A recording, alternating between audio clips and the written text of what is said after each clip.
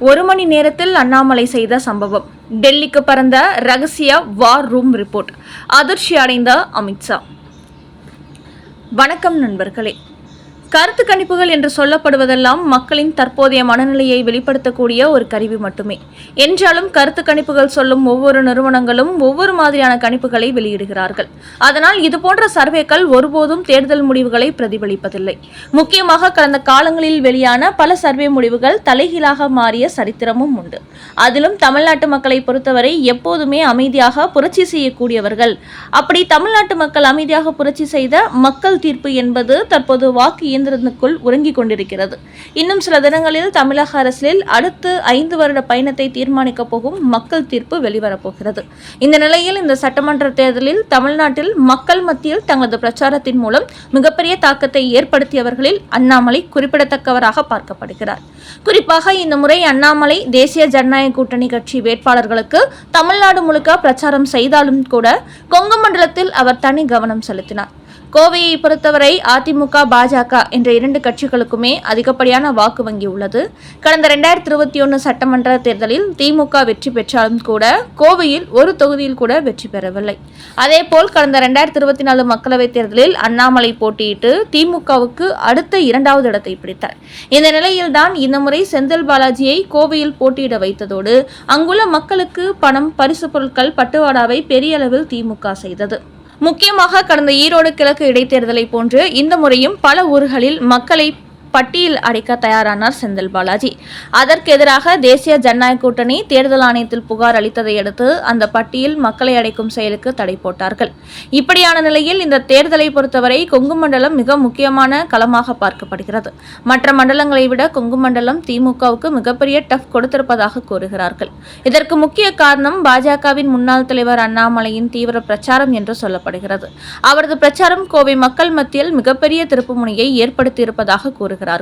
குறிப்பாக திமுக ஆட்சி காலத்தில் விலைவாசி உயர்வு, பெண்களுக்கு பாதுகாப்பு இல்லை, கஞ்சா உள்ளிட்ட போதைப் பொருட்கள் மட்டுமின்றி கோவையின் உள்ளூர் பிரச்சினைகள் பலவற்றை எடுத்து அண்ணாமலை பிரச்சாரம் செய்திருக்கிறார். முக்கியமாக கடந்த சட்டமன்ற தேர்தலுக்கு முன்பு கோவைக்கு கொடுத்த எந்த ஒரு வாக்குறுதியும் நிறைவேற்றவில்லை என்பதை பட்டியல் போட்டு கோவையின் ஒவ்வொரு தொகுதியிலும் அண்ணாமலை தீவிரமான பரப்புரையில் ஈடுபட்டிருக்கிறார்.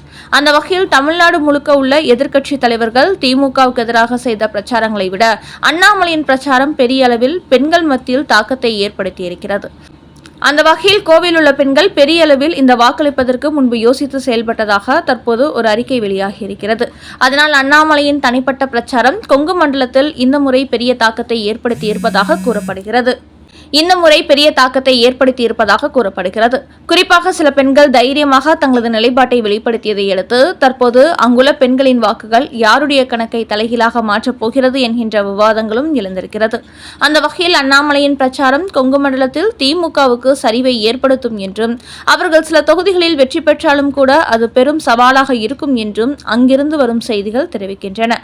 இந்த நேரத்தில் 2026 சட்டமன்ற தேர்தலில் தமிழக பாஜகவின் தேர்தல் பொறுப்பாளராக நியமிக்கப்பட்டிருந்த மத்திய அமைச்சர் பியூஷ் கோயல் நேற்று வெளியான எக்ஸிட் போல் கருத்து கணிப்புகளுக்கு பிறகு தமிழ்நாட்டில் பாஜகவின் வெற்றி வாய்ப்பு எப்படி இருக்கும், வாக்கு வங்கி முன்பை விட உயர்ந்திருக்குமா இல்லையா என்பது குறித்து எல் முருகன், நயினார் நாகேந்திரன் உட்பட தேர்தலில் போட்டியிட்ட மேலும் சிலரிடத்திலும் கருத்து கேட்டிருக்கிறார். அப்போது அவர்கள் இந்த முறை கண்டிப்பாக 15 தொகுதிகளில் நாம் வெற்றி பெற்று விடுவோம், அந்த அளவுக்கு தேர்தலில் நாங்கள் பணியாற்றி இருக்கிறோம். திமுக மீது மக்கள் மத்தியில் அதிருப்தி அதிகமாக உள்ளது. கடந்த 5 ஆண்டுகளில் மு.க. ஸ்டாலின் சட்ட ஒழுங்கை கட்டுப்படுத்தவில்லை. பெண்கள் பெரிய அளவில் பாதிக்கப்பட்டு இருக்கிறார்கள். அதனால் கண்டிப்பாக எக்ஸிட் போல் தகவல்கள் உண்மையாக இருக்காது. இதை திமுகவின் ஆதரவு ஊடகங்களை வெளியிட்டு உள்ளார்கள் என்று அவரிடத்தில் கூறியுள்ளார்கள். என்றாலும் அவர்கள் சொன்னதின் பேரில் பியூஷ் கோயல் பெரிதாக நம்பிக்கை ஏற்படவில்லையா? அதையடுத்து தேசிய ஜனநாயக கூட்டணி கட்சி வேட்பாளர்களுக்காக தமிழ்நாடு முழுக்க தீவிர பிரச்சாரம் செய்த அண்ணாமலையிடத்தில் பாஜகவின் வெற்றி வாய்ப்பு குறித்து கருத்து கேட்டுள்ளார் பியூஷ் கோயல். அப்போது அண்ணாமலை, எனக்கு 1 மணி நேரம் மட்டும் அவகாசம் கொடுங்கள், 2026 சட்டமன்ற தேர்தலில் பாஜக எத்தனை தொகுதியில் வெற்றி பெறும் என்பதை உங்களுக்கு சொல்கிறேன் என்று கூறியுள்ளார். அதையடுத்து சென்னையில் செயல்பட்டு வரும் தன்னுடைய வாரும் பொறுப்பாளர்களுடன் ஆலோசனை நடத்தியிருக்கிறார் அண்ணாமலை. குறிப்பாக அண்ணாமலையின் இந்த வாரும் தேர்தல் தொடங்கியதிலிருந்தே கள நிலவரம், மக்களின் மனநிலை, வாக்குப்பதிவு ஆகியவற்றை தீவிரமாக ஆராய்ந்து வந்துள்ளார்கள். அந்த வகையில் பல ஊடகங்களும் எக்ஸிட் போல் வெளியிட்டதை போன்று அண்ணாமலையின் வாரூமும் ஒரு கருத்து கணிப்பு நடத்தியிருக்கிறார்கள்.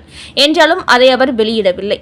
இந்த நிலையில்தான் பியூஷ் கோயல் தன்னிடத்தில் தேர்தல் நிலவரம் எப்படி இருக்கும் என்று கருத்து கேட்டபோது அவரிடத்தில் ஒரு உண்மையை கூறியிருக்கிறார் அண்ணாமலை. இந்த சட்டமன்ற தேர்தல் என்பது திமுகவுக்கு விஷ பரீட்சை தான். கடந்த 5 ஆண்டுகளாக ஆட்சியை பெரிய அளவில் மு.க. ஸ்டாலின் சொதப்பிவிட்டார். அதனால் அந்த ஆட்சியை முடிவு கட்ட வேண்டும் என்று அனைத்து எதிர்க்கட்சிகளும் தீவிர பரப்புரையில் ஈடுபட்டோம். என்றாலும் இந்த தேர்தலை பொறுத்தவரை திமுகவின் எதிர்ப்பு வாக்குகள் 2 பக்கமும் பிரிந்துவிட்டது. தேசிய ஜனநாயக கூட்டணி, தமிழக வெற்றி கழகம் என்று 2ஆக பிரிந்தது. இது திமுகவுக்கு பல இடங்களில் சாதகமாகியுள்ளது. முன்பெல்லாம் திமுகவின் எதிர்ப்பு ஓட்டுகள் மொத்தமும் அதிமுக கூட்டணிக்குத்தான் வரும். ஆனால் இந்த முறை விஜயும் திமுகவுக்கு எதிரான அரசியல் செய்வதால் இளைஞர்கள், பெண்களின் ஓட்டுகள் அவர் பக்கம் சென்றுள்ளது. இப்படி திமுகவுக்கு எதிரான ஓட்டுகள் 2ஆக பிரிந்தது அவர்களுக்கு சாதகமான சூழ்நிலையை ஏற்படுத்தவும் வாய்ப்பிருக்கிறது. அதே சமயம் பாஜகவின் வாக்கு வங்கி கண்டிப்பாக குறைந்திருக்காது. என்னை பொறுத்தவரை இந்த முறை பாஜகவுக்கு 5 முதல் 10 தொகுதிகள் வரை கிடைக்க வாய்ப்பிருக்கிறது. மற்றபடி 15 எல்லாம் எந்த அளவுக்கு கிடைக்கும் என்று உறுதியாக சொல்ல முடியாது. ஏனென்றால் எடப்பாடி பழனிசாமியை பொறுத்தவரை பாஜகவுக்கு வாக்கு வங்கி இல்லாத தொகுதிகள் எல்லாம் கொடுத்திருக்கிறார்.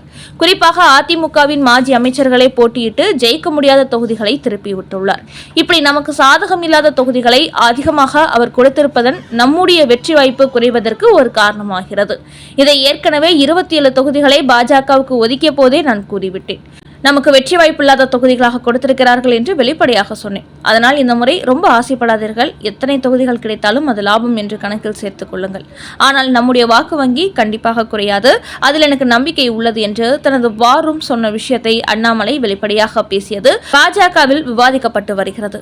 குறிப்பாக மற்ற கட்சி தலைவர்களை போன்று அத்தனை தொகுதியில் நாம் தான் ஜெயிப்போம் என்று சொல்லாமல் கள நிலவரத்தை அவர் யதார்த்தமாக இப்படி சொல்லியிருக்கிறார்.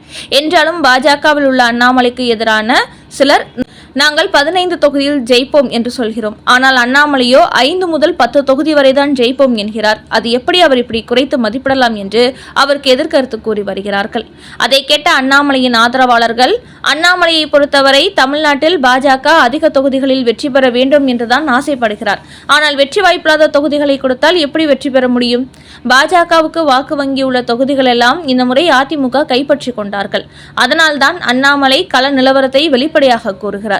அதோடு இன்னும் சில தினங்களில் சட்டமன்ற தேர்தல் முடிவுகள் வெளியாக போகிறது. அப்போது அண்ணாமலை சொன்னது உண்மையா இல்லையா என்பது அனைவருக்கும் தெரிந்துவிடும்.